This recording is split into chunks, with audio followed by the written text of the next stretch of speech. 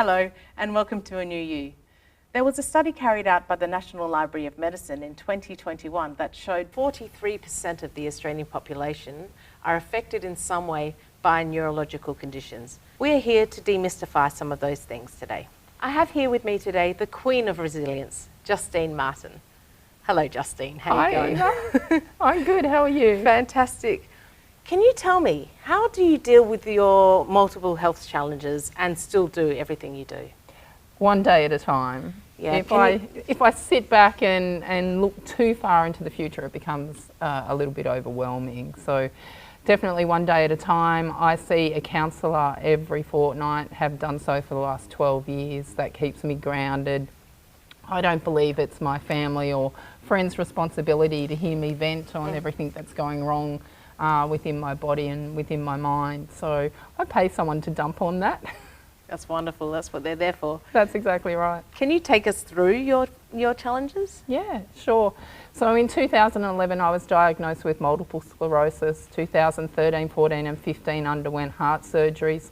2016 started going purple with a condition that my kids thought that I looked like a zombie from The Walking Dead, which then led me to being diagnosed with lividio reticularis, which then led me to being diagnosed with melanoma when they were looking for lymphoma. Then I got diagnosed with mixed cryoglobulinemia, so I was making too much protein in my blood, which then led me to being diagnosed in January 2017 with chronic lymphocystic leukemia and small lymphocystic lymphoma. So I had 3 primary cancers, 2 blood conditions and the MS all at the same time. Then in 2018 I was diagnosed with lipedema, which is inflammation of the fat, which affects 11% of all women, known as painful fat syndrome. And then recently I was diagnosed with mast cell activation syndrome. I think that's all of them. My jaw is on the floor. You need a Filodex for that, darling. I once got told by a doctor that I should not know how to pronounce all those words. Well, you're doing very well. Yeah, thanks. And you continue to break new boundaries and you continue to care for other people through this. So you've chosen to ride the career wave in a very, very different way. Yeah, so it wasn't always that way. When I was diagnosed with the MS, with my acquired brain injury, my neurologist told me that I would never be able to work again, and my world just crumbled. The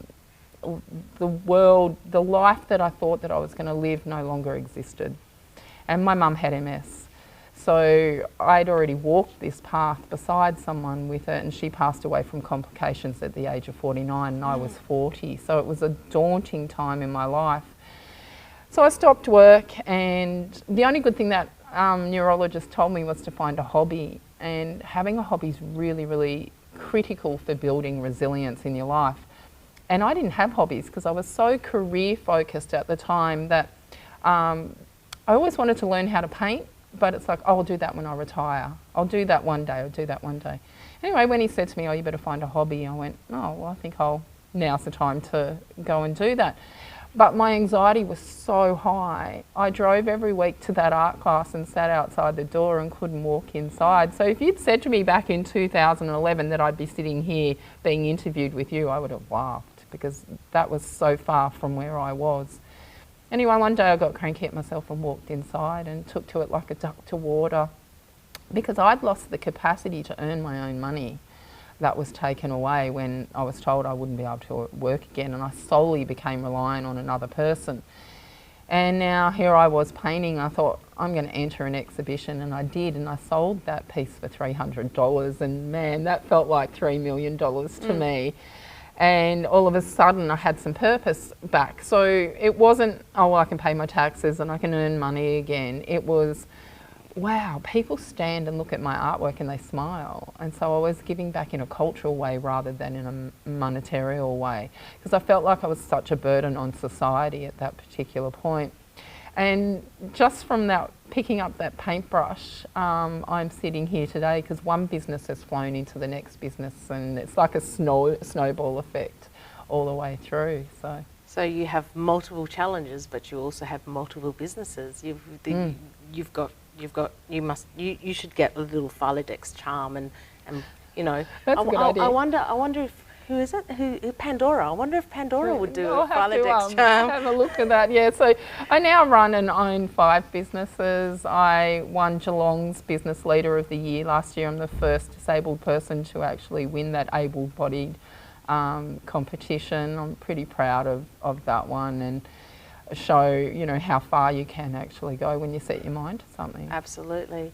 And despite your multiple challenges, your multiple demands on your attention, you still open the space for other people's growth. Can you tell me more about that? Well, I believe that, you know, through my story it gives other people hope in their own lives, and my purpose in life is to help other people. So when I lost what my purpose was back in 2011, I definitely found it along the journey over the last few years. I can't actually count properly anymore. So that's one of my brain injuries, is counting, multitasking and things like that. So because I have been through so much, people can identify their own self within my journey, and people gravitate towards me as well. So if I can help one person when I'm getting up doing a keynote speech, you know, anywhere in the world, then it's made it worth going there and doing that. That's wonderful. Now, in a prior conversation we had, you spoke about this project that you're working on at the moment called Breaking the Barrier Through the Lens. What is that? So it's a community project that a group of business owners in Geelong decided to put together. It started off with one of my business coaching clients coming in and saying he wanted to do an exhibition, and we just kind of brainstormed and went from there. He wanted to give back. I'm always giving back. And so we wanted to do it for the disabled community, and people could apply to come on the project and do it. So it's an exhibition. People were getting their hair, makeup done, treated like a movie star for the day and interviewed, and we're doing a photography exhibition that'll come out on International Day of People with Disabilities, so the 3rd of December. We're also bringing out a coffee table book with their stories and photos in it as well, and we're putting together a little documentary that will be shown that week. As well. So we're getting some more businesses on board to help pay for the coffee table books for the participants. So we've got 25, including myself, in it. So it was a really good number, and not just from Geelong, but from around Victoria as well. We had people who travel a couple of hours for it, so it was an honour to have them in and do it, and just to see them shine. And we did one last weekend, like a photo shoot over the weekend, and it was amazing to see them and hear their stories and interview them. I think it's a really, really important thing associating disability with media, because as is occurring increasingly through LinkedIn and platforms such as that, we are seeing people with disabilities finally in society. Because Australia, by and large, it's been such a hidden almost shame. Well, that's why I've got Morpheus Publishing. So I started a publishing business purely to give those that should be in the media, that should be in front of people, a voice. So we publish people's stories that normally society wouldn't hear about. Among your many skills and services, you're also a keynote speaker. What is your favourite topic to speak on? And me. And where is this taking you? Look, I tell my story, and like I said, you know, my story is someone else's survival guide. So I get up there and I explain the hard truth of what it's like living with a traumatic brain injury, acquired brain injury, all the hard things that I've been through, but also showing them that there has been a light at the end of the tunnel, that, you know, just because someone has said something to you, that was their false belief. That was my doctor's false belief on what he thought I would never be able to do again. He was right to a certain degree in saying that I couldn't work. Should have been in that profession, not over the whole thing. So I get up there and talk my story about how to build resilience, what I've done, giving the secrets, the tips along the way.